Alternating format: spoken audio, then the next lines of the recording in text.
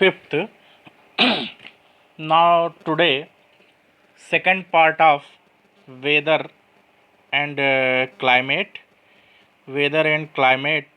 second part. Here you can see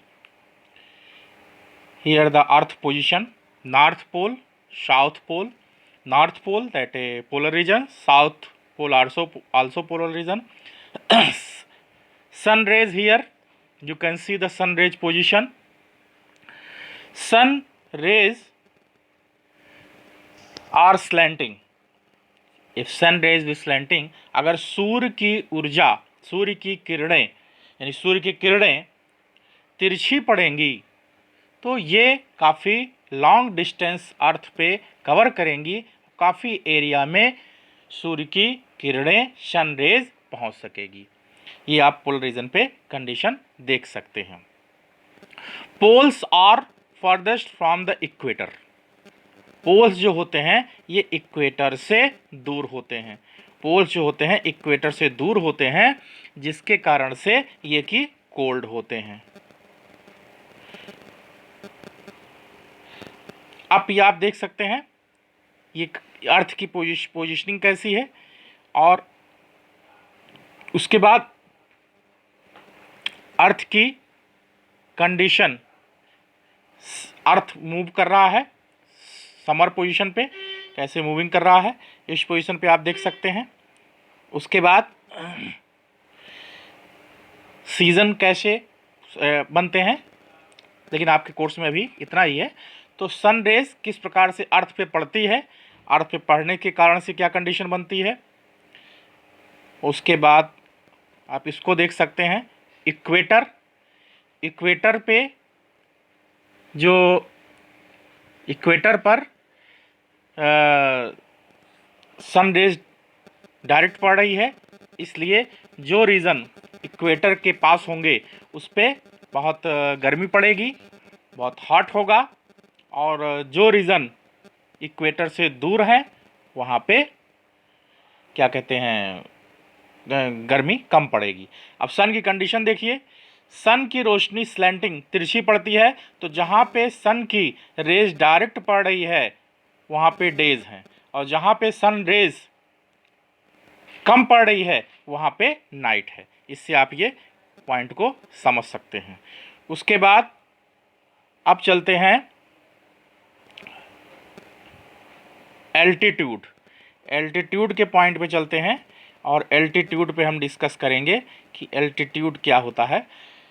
altitude माने ऊंचाई, ये सेकंड फैक्टर है, सेकंड फैक्टर क्लाइमेट का है, जिसके कारण से कि क्लाइमेट पर इफेक्ट पड़ता है। Hill station have a cold climate. जो हिल स्टेशन होते हैं वहाँ पे कोल्ड क्लाइमेट होता है। रीज़न क्या है? Hill station have a cold climate due to the height above the sea level which is called an altitude. Hill station पर कोल्ड क्लाइमेट होता है, और कोल्ड क्लाइमेट यहाँ पे क्यों होता है? यहाँ पे हाइट के कारण से कोल्ड क्लाइमेट होता है, और इसको जो है एल्टीट्यूड कहा जाता है। एल्टीट्यूड माने ऊंचाई, यानी कि ऊंचाई ज़्यादा होने के कारण से ये स्थिति होती है। अब चलते हैं the temperature increases with increase in height. The temperature decreases with increase in height. Temperature कम होगा अगर हाइट ज़्यादा होगी, अगर हाइट ज़्यादा होगी तो टेम्परेचर कम होगा। Two places situated on same latitude में हैव डिफरेंट टेम्परेचर। दो ऐसे प्लेस जो कि सेम लैटिट्यूड पर होंगे लेकिन उनका टेम्परेचर अलग अलग होगा। एग्जाम्पल आप देख सकते हैं, the Dehradun valley and Mussoorie hill station are not far away from each other but differ in temperatures because of their altitudes. Mussoorie और देहरादून हिल स्टेशन बहुत दूर एक दूसरे से नहीं है, लेकिन दोनों के टेम्परेचर में बहुत डिफरेंस होता है। रीज़न क्या है? उनका एल्टीट्यूड, उनकी ऊंचाई। लेह इज कोल्ड, लेह का जो एरिया है बहुत कोल्ड होता है, because it is on A high altitude. Leh बहुत ही ठंडा होता है क्योंकि बहुत ही ऊंचाई पर होता है। अब चलते हैं नेक्स्ट पॉइंट हम डिस्कस करेंगे। नेक्स्ट पॉइंट है distance from sea. Places near the sea और neither too hot nor cold. ऐसे प्लेसेस जो कि सी के नियर होते हैं, ना बहुत हॉट होते हैं ना बहुत कोल्ड होते हैं।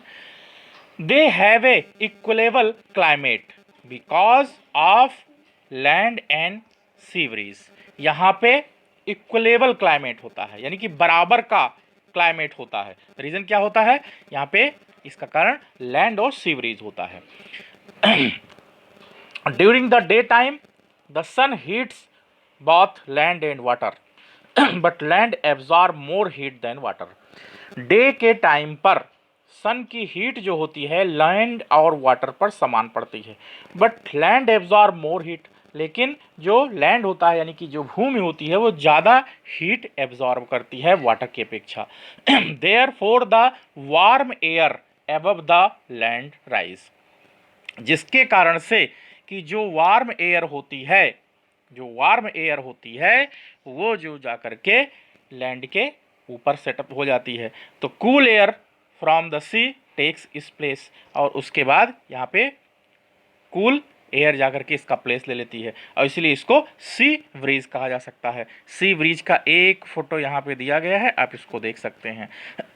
At night the land cools down more quickly then the sea. रात के समय में क्या होता है? लैंड कूल्स, भूमि बहुत ठंडी हो जाती है, down more quickly then the sea. Reason क्या होता है? The air above the sea is warmer and rise up. जो समुद्र के ऊपर की हवा होती है वो गर्म होती है और ऊपर की तरफ उठती है।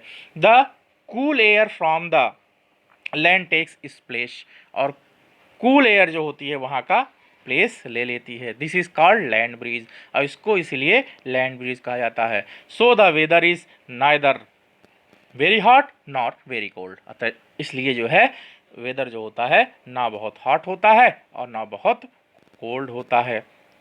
अब चलिए कुछ फैक्ट भी डिस्कस कर लेते हैं। Mountain peaks even located near the equator with the height above 5500 metre remains snow covered throughout the year। Example mount Kilimanjaro in Africa. एक ऐसा माउंटेन पीक है जो कि इक्वेटर के नज़दीक है और इसकी हाइट जो है 5500 मीटर है, और ये पूरे साल इस पे जो है बर्फ़ जमी रहती है। इसका एक एग्जाम्पल है माउंट किलिमंजारो। तो ये चैप्टर का सेकंड पार्ट कंप्लीट हुआ। नेक्स्ट पार्ट बाद में डिस्कस करेंगे। चैनल को सब्सक्राइब करना मत भूलिएगा, जिससे कि कुछ और अच्छे वीडियोस आपको मिलेंगे।